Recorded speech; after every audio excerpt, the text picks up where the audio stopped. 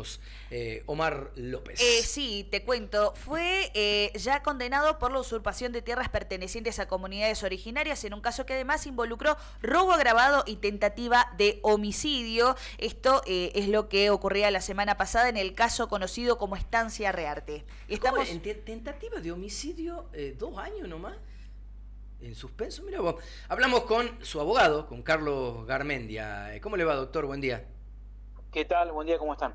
Pero bien, todo en orden. Bueno, ¿cómo encara la defensa del senador y la gente que ha sido condenada junto a él? Miren, brevemente les explico. Sí. Acá hay una situación de una estancia que tiene la friolera de 20.000 hectáreas. 20.000 hectáreas cuadradas. 2 veces la ciudad de San Miguel de Tucumán y sus alrededores pegada una al lado de otra.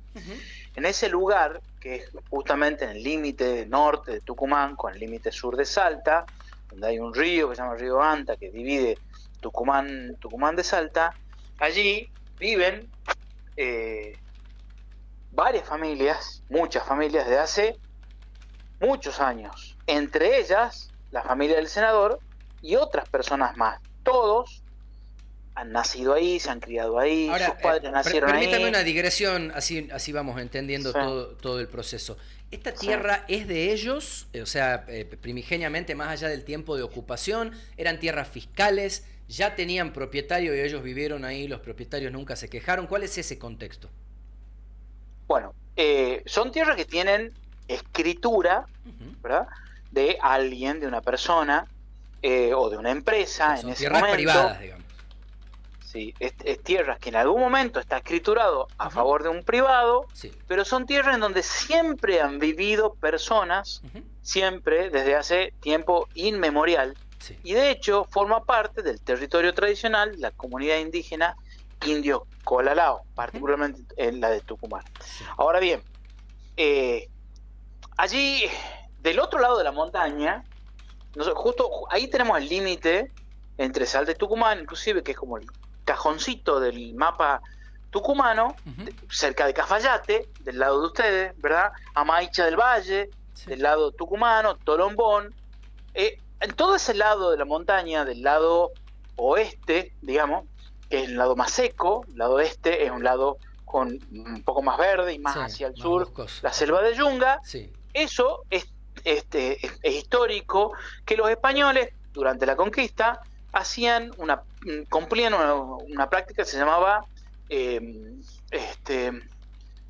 acabo de acordar, de olvidar, es cuando sacan a la gente desde ese lugar donde viven y la llevan a otro lugar a vivir, que es lo que hicieron, extrañamiento, ahí me acordé, extrañamiento, que es lo que hicieron con los quilmes. Sí. Bueno, en Tucumán sucedió que varios poblados de ese lugar, de la montaña, pasaron del otro lado de la montaña, como por ejemplo el pueblo de Tolombón, o como por ejemplo Chuchagasta.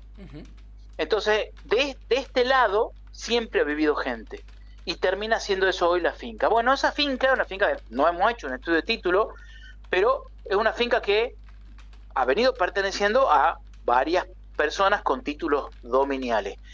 El anterior era una familia de apellido Pratgay. Esta familia de apellido Pratgay tiene algunos inconvenientes en los 80, 90, con un banco, y entonces en los 90, en el principio de los 90, aparece un señor que se llama Freddy Núñez Vela, boliviano de origen, nacionalizado argentino. Él es de la zona de Bolivia, de Santa Cruz de las Sierras, y de ese lugar, de esa Bolivia, de la Bolivia Blanca, y entonces se instala ahí como arrendatario primero, arrienda.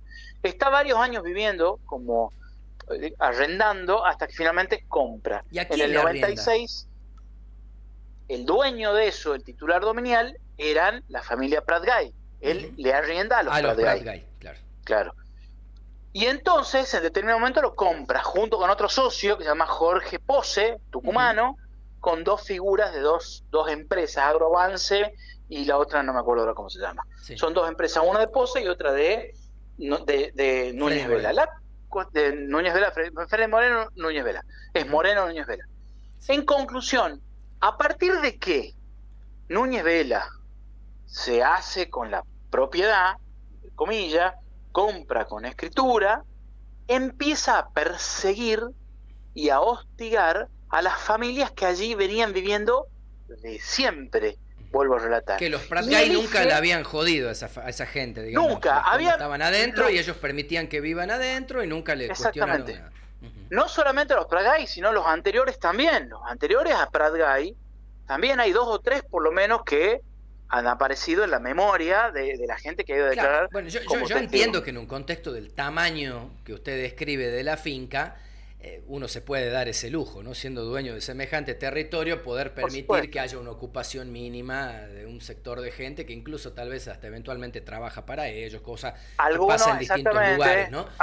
Exactamente, algunos eran empleados, claro, otros no. Pero que este tipo compra menos o compra todo. No, compra todo, compra todo, Uh-huh. Y con la particularidad de que ahí hay un casco de la estancia que se le dice la sala, ¿verdad? Uh-huh, sí. Ahí en el sector de la sala hay una escuela pública, inclusive ese pedacito de la escuela pública está donado a la provincia de Tucumán, al gobierno de la provincia de Tucumán. Hay un cementerio viejo y antiguo, y hay un camino que es un camino que tiene que es una servidumbre de paso, Uh-huh. ¿no? Entonces un pequeño lugarcito con alguna mínima instalación de algún mínimo organización semiurbana, si se quiere, una escuela y un cementerio, Uh-huh. que estuvo ahí desde siempre. La cuestión es que Núñez Vela elige a quienes empezar a hostigar. Desde la hipótesis nuestra de la defensa, elige a los que él cree que son más fuertes, porque es una vieja técnica, ¿no? Yo lo golpeo a la fuerte y los más débiles, cuando vean que yo lo golpeo a más fuerte, van a tener miedo, se van a someter o se van a ir. Y entonces ahí elige a unos cuantos, entre ellos el senador, el que hoy es senador López, y otro que luego fue cacique de la comunidad, Benito Toledo. Elige 2 o 3 y a partir de ahí empieza a hostigarlo, a hacerle denuncias constantes. Mire, posteriormente al hecho puntual, y las denuncias que hace que una denuncia de usurpación, digamos. Él inicia con denuncia de usurpación, mintiendo, diciendo que hay gente que nunca ha vivido ahí, que de repente aparece y quieren entrarle a lotear su terreno y qué sé yo, esas mentiras burdas. La cuestión es que en ese contexto de denuncia permanente y de utilización del fuero penal tucumano como herramienta de sometimiento, Uh-huh. es que en el 16 o 17, no me acuerdo ahora, de junio del año 2012, sí, va el personal policial de Tucumán a hacer una inspección ocular, en el marco de estas unas denuncias que Núñez Vela hacía. Y entonces, eso es a la mañana, ese fue un día del padre, Núñez Vela dice que estaba ahí, que vivía ahí, el hijo de Núñez Vela, un abogado salteño, se llama Sebastián uh-huh, Núñez Vela, y Sebastián dice que él ese día fue a la finca a verlo a su padre, porque era el día del padre. Te voy a dar un par de datos interesantes que los tengan en la memoria.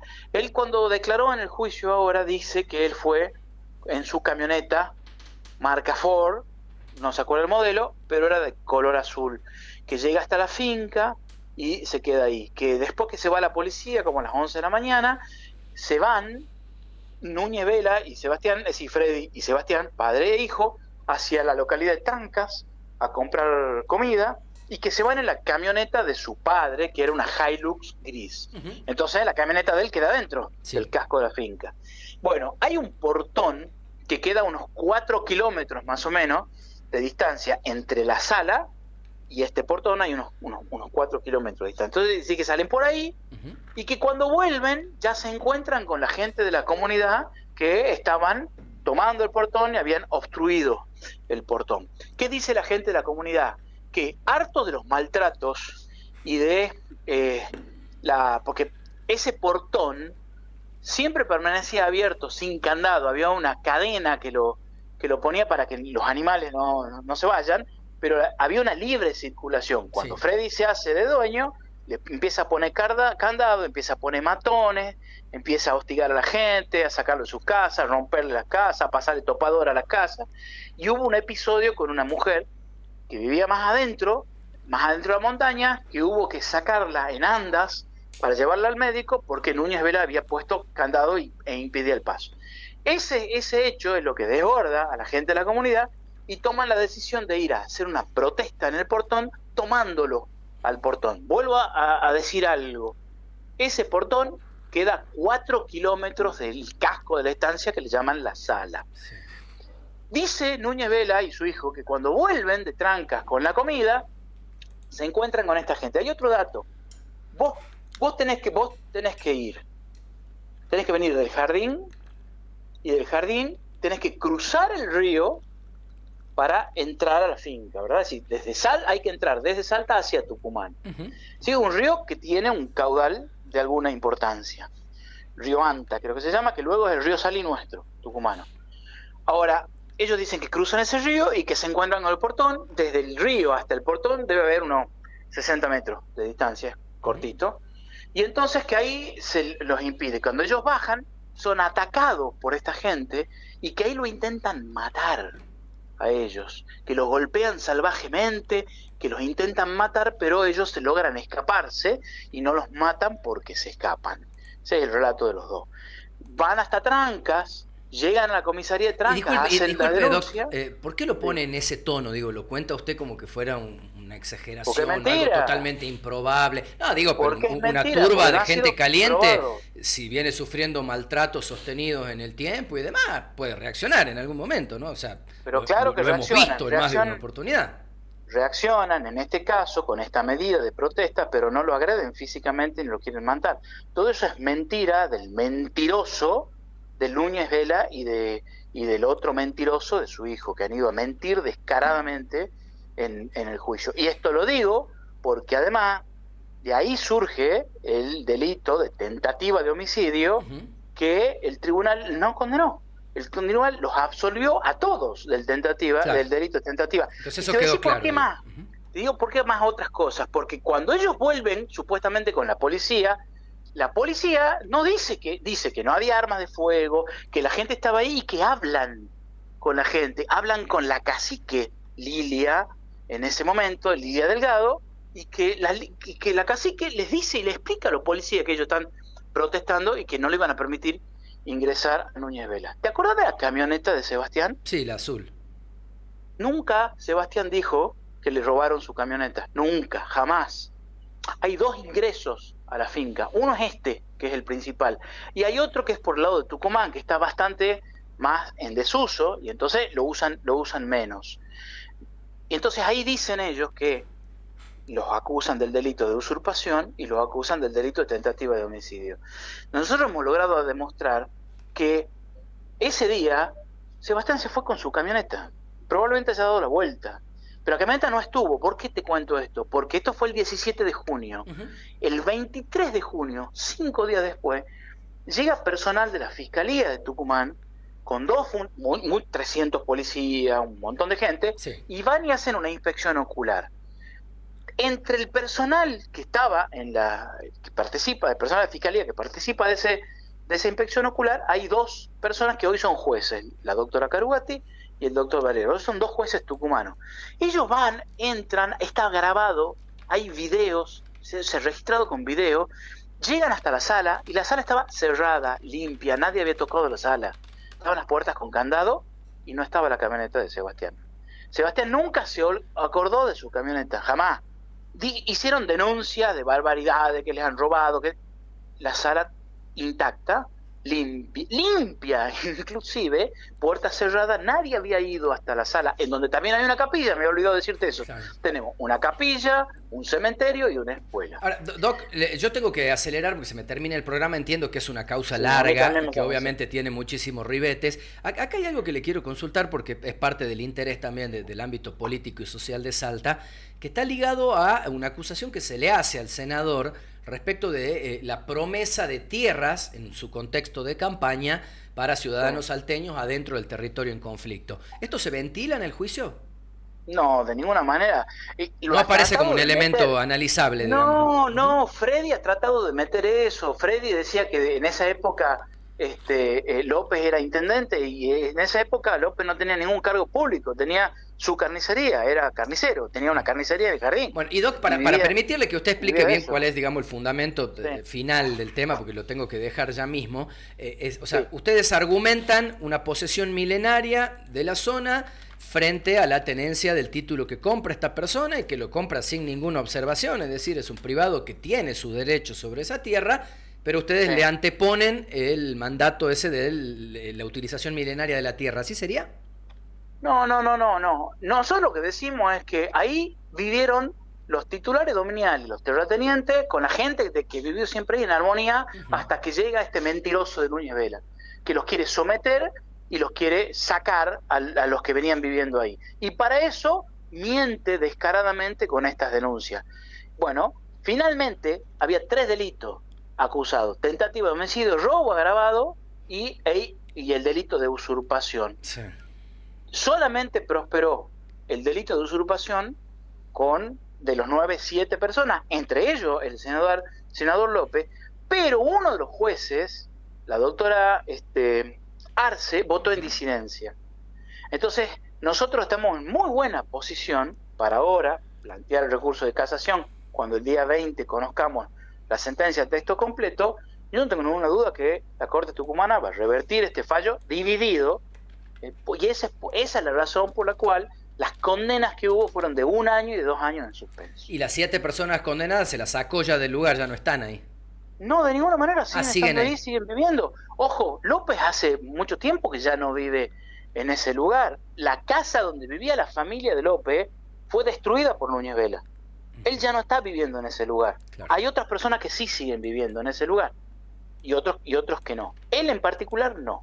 Lo ha elegido Núñez Vela López porque lo ve una persona a los ojos del resto de la gente que vive ahí, como un fuerte. Poronga, digamos, hablando mal y pronto también. Sí. Que en realidad no lo es un tipazo de López. Yo lo he conocido en este contexto, una excelente persona, una persona de campo, básicamente.